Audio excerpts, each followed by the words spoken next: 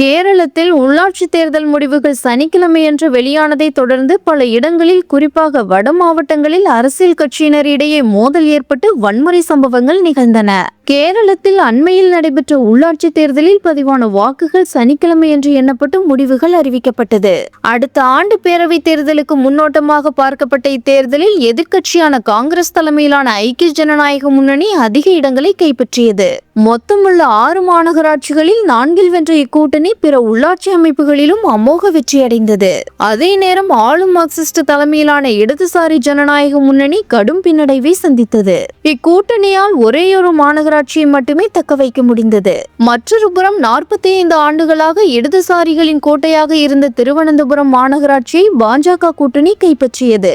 இத்தேர்தல் முடிவுகளுக்கு பிறகு சனிக்கிழமை இரவு முழுவதும் மாநிலத்தின் பல இடங்களில் அரசியல் கட்சியினரிடையே மோதல் ஏற்பட்டது. கோழிக்கோடு மாவட்டம் எரமலா பகுதியில் காங்கிரஸ் அலுவலகத்திற்கு அபாயகரமான ஆயுதங்களுடன் வந்த மார்க்சிஸ்ட் கட்சியினர் அந்த அலுவலகத்தை சூறையாடினர். முன்னாள் பிரதமர் இந்திரா காந்தி சிலையும் சேதப்படுத்தப்பட்டது.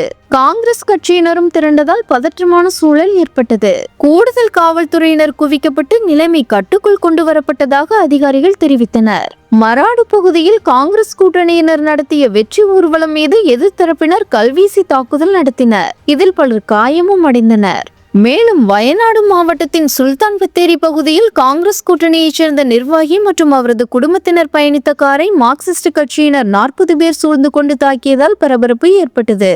இதே பகுதியில் தனது வீட்டறையை பட்டாசு வெடித்து கொண்டாடுவதற்கு எதிர்ப்பு தெரிவித்த மார்க்சிஸ்ட் தொண்டர் காங்கிரஸ் கூட்டணியினரால் கடுமையாக தாக்கப்பட்டார். மேலும் கண்ணூர் மாவட்டம் வானூர் பகுதியில் காங்கிரஸ் கூட்டணியின் வெற்றி ஊர்வலத்தை இடதுசாரி கட்சியினர் தடுத்து நிறுத்தியதால் இருதரப்புக்கும் இடையே மோதல் ஏற்பட்டது. இதில் முஸ்லிம் லீக் தொண்டர்களின் வீடுகள் தாக்கப்பட்டதுடன் அவர்களின் வாகனங்களும் சேதப்படுத்தப்பட்டன.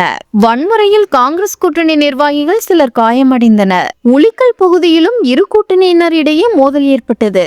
மேலும் காசர்கோடு மாவட்டத்தில் இடதுசாரிகளின் வெற்றி ஊர்வலத்தை காங்கிரஸ் கூட்டணியினர் தடுத்து நிறுத்த முயன்ற போது மோதல் வெடித்தது.